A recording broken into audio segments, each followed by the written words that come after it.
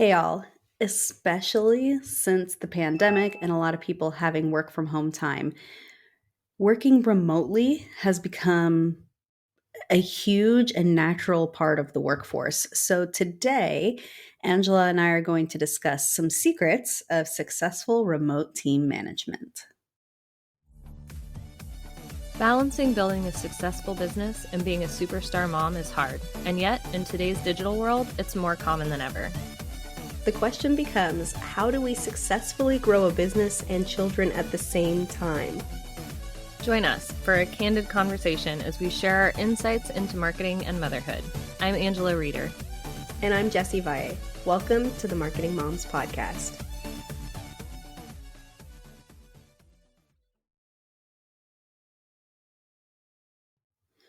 All right, so remote team management.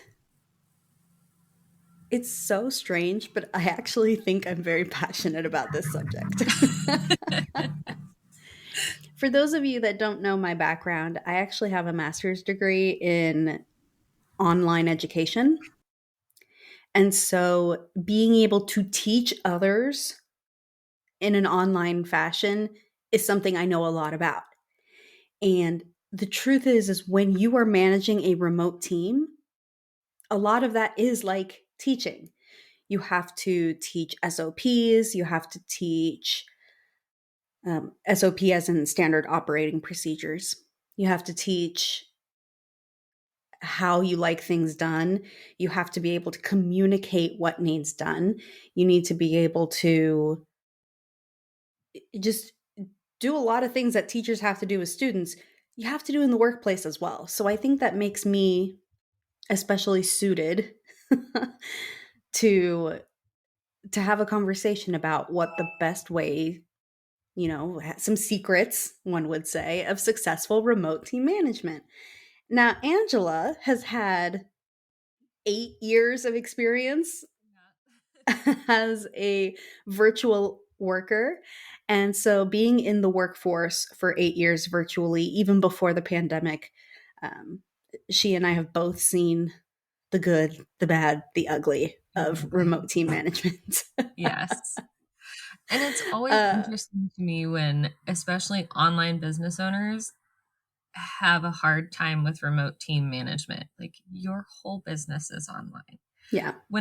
When the pandemic hit and a lot of the former in-office people went home and were working remotely, it kind of made sense that their managers had a little bit more difficult time managing remotely because they weren't used to it. But it's always been fascinating to me when somebody that's like built their business online struggles with this.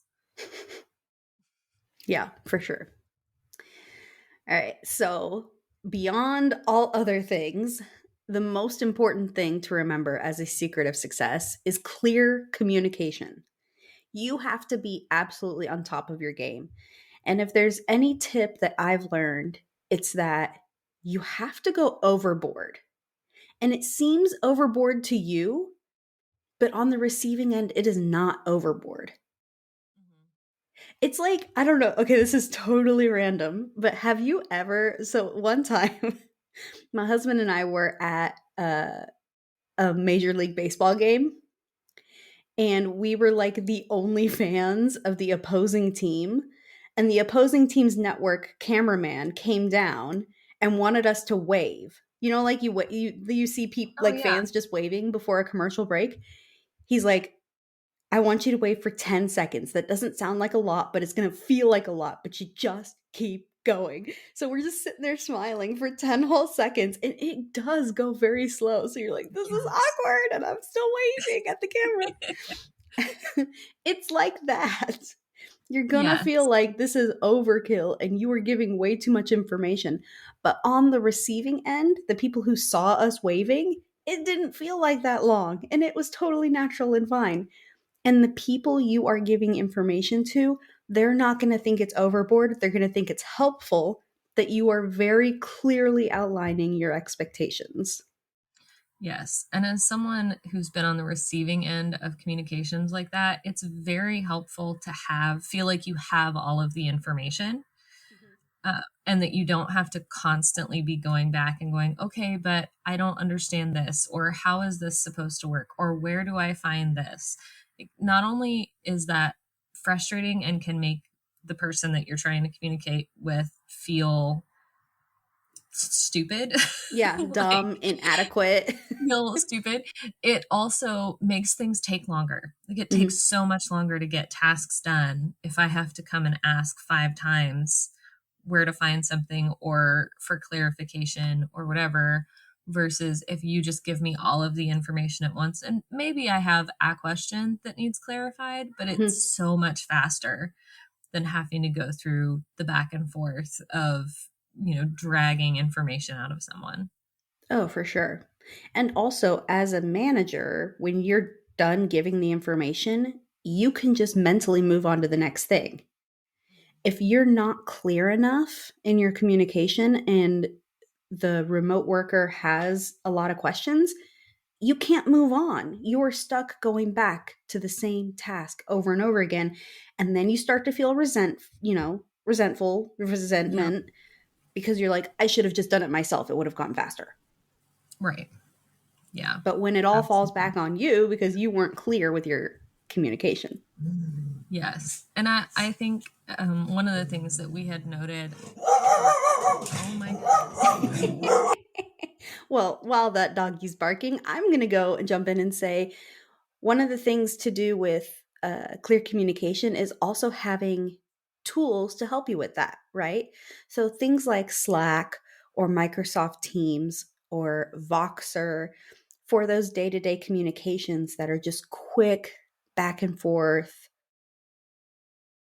What I like about them versus Facebook Messenger or, oh, heaven forbid, you give them your phone number for text messages, is that a couple things. One, a lot of times things like Slack and Microsoft Teams can do more than just a text message, but also it does feel very separate from your personal life. Like that's where I communicate with work. Personal is on my phone. They do not mix. And it also makes it feel like your work is not invading your personal life, whether you are the remote worker or the manager. Like either way, it works. When you go into the Slack app or the Microsoft Teams app, you are consciously making the decision to work at that moment. Not, oh, I'm going to go into my text messages and I have, several messages from personal, several messages from work, and it just becomes overwhelming and you just want to toss your phone across the room. Oops. I'm talking with my hands and now I'm starting to hit things like my microphone. I'm very passionate, people. I'm a hand Yes. I talker. was going to mention that before I was so rudely interrupted. Uh, that another thing that I feel is better about Slack and Teams is it gives you a little bit more real time communication. It's still asynchronous. You're still kind of not getting the direct back and forth, but it's a little bit faster response time than email because a lot of people either don't open their emails very often through the day, or you get in there, but you have 16 different emails from people. Whereas if you're in Slack channel or you're in Microsoft Teams, you can get that notification. You know it has something for you specifically. It's not like, there's a 20% off sale at Bath and Body. So you can go open it up and check it and respond. And like you said, it does a lot more than just text. You can send images, you can attach files, things like that. Yeah. Yeah. Really cool. Okay. So, kind of moving on with the clear communication, just to reiterate, you need to do regular check ins. So, whether that is a video team meeting, whether it depends on if you're a contractor or an employee, maybe it's daily, maybe it's weekly, and maybe it's asynchronous.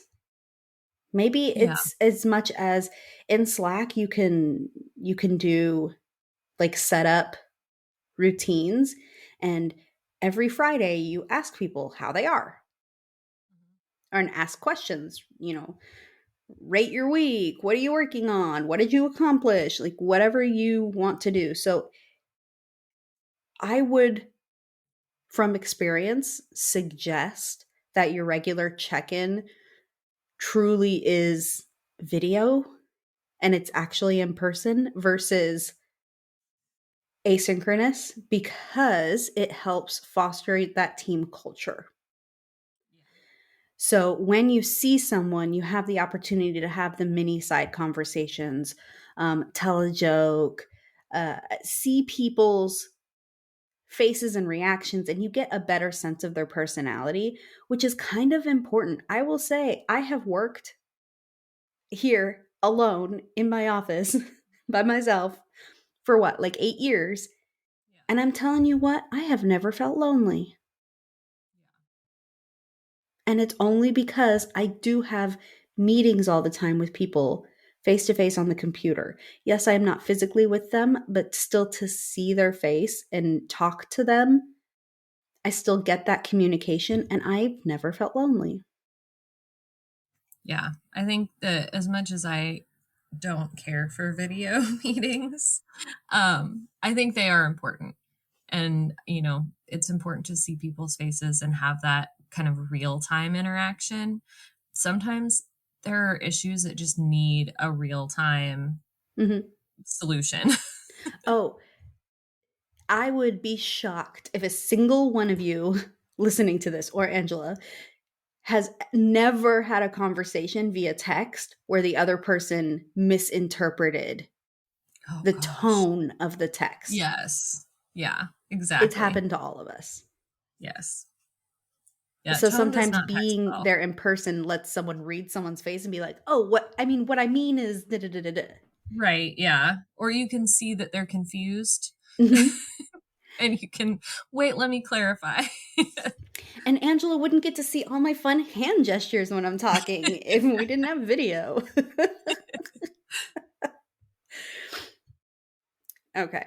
So I think it's very clear that some of the secrets to this successful remote team management is clear communication, and that includes clear expectations, and regularly checking in, preferably at least some of the time on video, but having ways to communicate and check in, very important.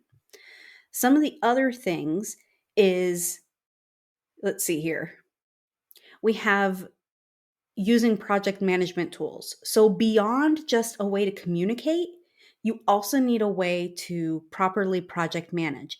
And for me, that means a tool that allows me to create a task and then dump literally everything I need there. Now, part of my role at my quote unquote day job is it is a team of 350 to 400 employees, and I run a team of 9 people, and I need clear communication because when I am managing that many people and what they are doing at all times, I need to be able to clearly communicate with one person and move on to the next. Like Angela said earlier, I don't have time to keep going back and answering questions. Yeah. So every single time, and here's something else again from my teaching days, you have to realize that people learn or process information in different ways. And not everybody processes information the same way you do. Some people are visual, some people are audio, some people are kinesthetic. And really, what that means is when I assign a task, I have it written out, like at least the key points. And I also do a video.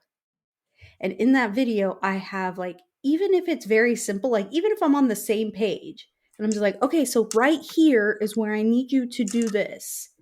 Mm-hmm. And I give them links to all the pages and all the links to any information they need. Again, a written, like I have a video that says, here's your task, but then I also have it written, your main task is. And like, again, you might think it's overkill, but for some people, they need the video. And for some people, Mm-hmm. they need it written.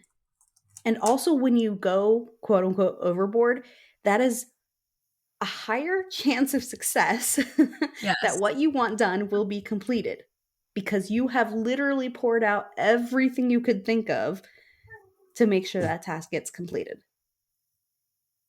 Yeah, absolutely. And I will say, I do not work for Jessie at her quote unquote day job, but I have worked with Jessie on projects before, and she is amazing at over communicating. But it doesn't And feel overwhelming, does it it? does not feel, no, it does Mhm. not feel overwhelming. It feels good to go in knowing that like all of the information that I need is going to be right there. And if there is something that you have a question on, it doesn't feel silly to ask it. Mhm. Like, Yeah, for sure. because I've noticed, at least for me, and I've heard other people say this on other teams, when you get less information on a task, you almost feel silly asking a question because you're like, it's surely in there somewhere. Like the Mhm. answer has to be there somewhere, right? Like, but when you have someone that has put effort into giving all of the information and you can look through it and you feel like, okay, this is thorough, this is, well written out, I understand it, I just have this little piece of clarifying, thing, or I just don't know where to find this, it feels a little bit easier to ask that question. Yeah. And you, as someone who is managing projects and tasks, you need to take that feedback as, ooh, next time I need to make sure to include a link to that so that the next person doesn't have a question about it too. Oh, and as for which project management tool to use, it doesn't matter. Like, there are so many out there, and a lot of them have free versions. So you can't use that as an excuse not to be organized. Yes. In fact, Angela and I believe we had an episode about We project did, management yeah. tools a long, long time ago. I mean, this is episode, what, like 122 120 or something. something like that. So Yeah. it was a while ago. A while I will back. find it and link it below if you're curious about our thoughts on project management tools. But yeah, we won't even go into it because it's one of those things that people have their favorites and they're like die hard for no other reason than it happens to be the one they're using. The best tool is the tool that works best for you. The end. Absolutely. Okay. Some other tips that you really need to keep in mind: trust and autonomy, right? Because a lot of times when you work with someone who works remotely, they have this sort of autonomy where they have to have that go get 'em attitude. A lot of times they don't have set hours, and you have to work with that. You have to be okay with the fact that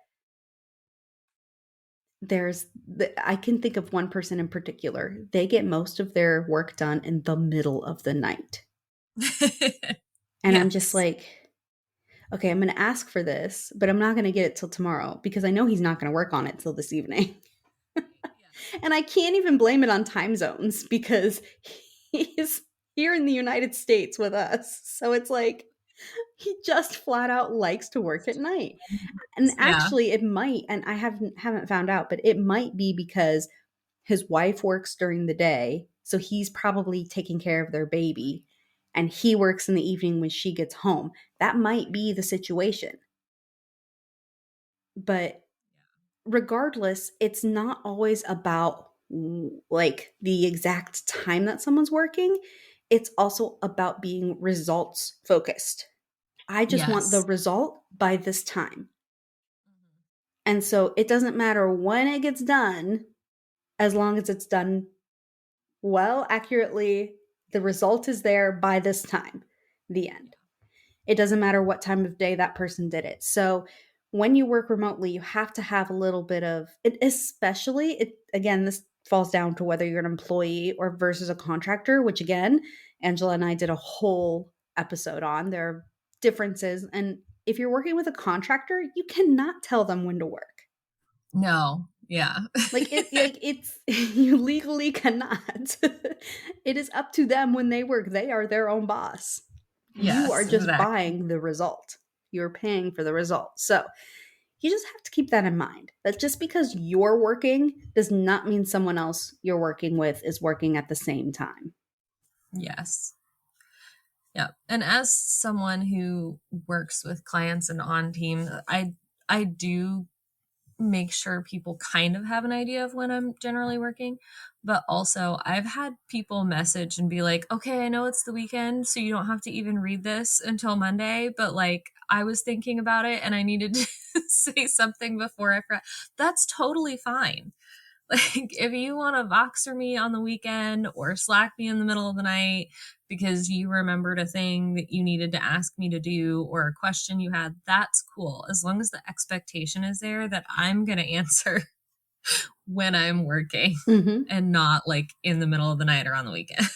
Yeah, I've had people do that where they will send me a message, like an audio message. So I'd have to listen to it to know what they say. But then right after it, they do a little note that says, "This is for Monday," and then an arrow. Right. Like, okay. So even they know they were just getting something off their chest, but wait till Monday. Yep. Exactly. Yeah. Along with that, you also need to think about different time zones. So the beautiful thing of working with people remotely is that you can work with people from around the world. And I have, and I do. And sometimes it's really nice because I do some stuff on my time zone. And then when I'm done for the day, someone else around the world is starting work and they can pick up. And then when they're done, I can pick it back up. So we can work on the same thing. Almost, it feels like 24 hours a day. Yeah. Yes. Just because our time zones are a little different. So it's also being aware of, like, okay, so I have one person that's my direct report, and if I want to schedule a meeting with her, I schedule it at the very end of my day because I know it's really early for her. And so I'm not just like, well, I'm going to schedule a meeting when I first get into work in the morning because that's the way it is. It's going to be like 3 in the morning or 2 in the morning for her. Like, no, that's rude. Yeah. Exactly. So just be conscious of having compassion for time zones when you are managing a remote team. Yes, that is one thing when you are remote and have people on the team from a lot of different time zones, either just across the US or around the world. You get really good at doing those time zone conversions. Oh, yeah, for sure. And then when you say something, you're always like, at this time, in this time zone. In this time zone. Let's see here. I You think also another thing oh, go for it.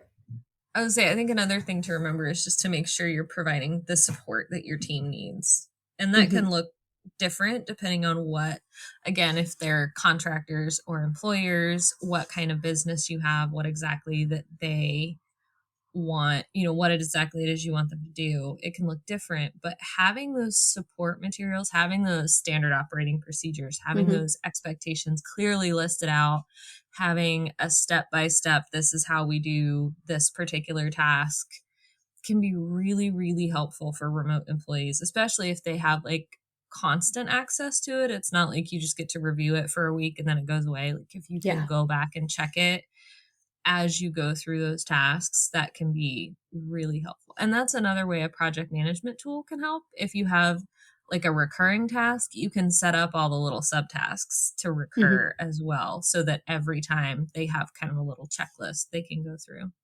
Yeah. Yeah.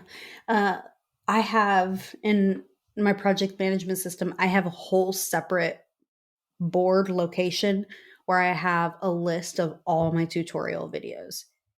So that even if I would share it with someone and say, here's how you do it, if they want to do it again 3 weeks from now, they may forget and want a refresher. They know exactly where to go to find it, and everything's there. I'm not hiding the information. Right. If someone wants to look at it and review, go for it. You know where it's at. And just again, having that communication of here's where you go. It makes everyone feel a lot more comfortable. Like, oh no, I don't remember how to do this thing and I'm flailing and I'm scared to ask. Right, Oh, because I I know just did it a exactly where couple to weeks go ago. because I know where all the videos are. Yes. It makes it a lot easier. And and last but not least, oh, sorry. Go ahead. I was going to say that can be really helpful if you have people on your team that have things like ADHD or stuff like that, because our memory is not super great. And I can do a task every week for 6 weeks, miss a week, and then the next week not remember how to do it. You need a And have refresher. to go back and review. So having those support materials is very helpful. Yeah, and sometimes if I'm doing something that's very intense and detailed, I have been known to make a video for myself to watch 3 months from now. Like, I know I'm going to have to do this again in 3 months. I'm going to need to know how to do this now again. that I figured out how to do it, I'm going to make myself a video so that I can rewatch it in 3 months. Yes. But yeah, last but not least, be adaptive. Just remain flexible and open. Again, because not everybody works at the same pace. Not everybody processes information the same way you do. Just be flexible. Sometimes you will learn your team and you will learn that some people need more information than others. Or maybe some people need extra video versus definitely need extra things written out. You just be adaptive and understand that different people need different things. It's the same thing, non-remote working, like working in person. You just learn the little nuances of the different needs of people, but just don't forget it, even in the remote space. Yes. Yeah. And I think it's just because when you're in person, it's a little bit more natural to, walk over to someone's desk and show them how to do a thing versus taking the time to make a video to show somebody how to do a thing. It feels a little bit more intuitive. And so when you're running a remote team, you have to be very intentional about how you're presenting the information and interacting with your team in, I think, a different way than you do when you're all in person.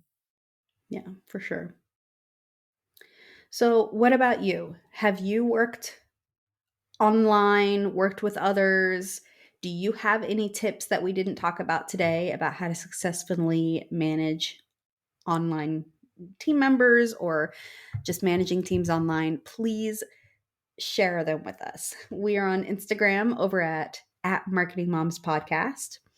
And of course, you can join us and have the conversation with us in our membership, Marketing Moms Monthly, where you can get your first free month at marketingmomsmonthly.com.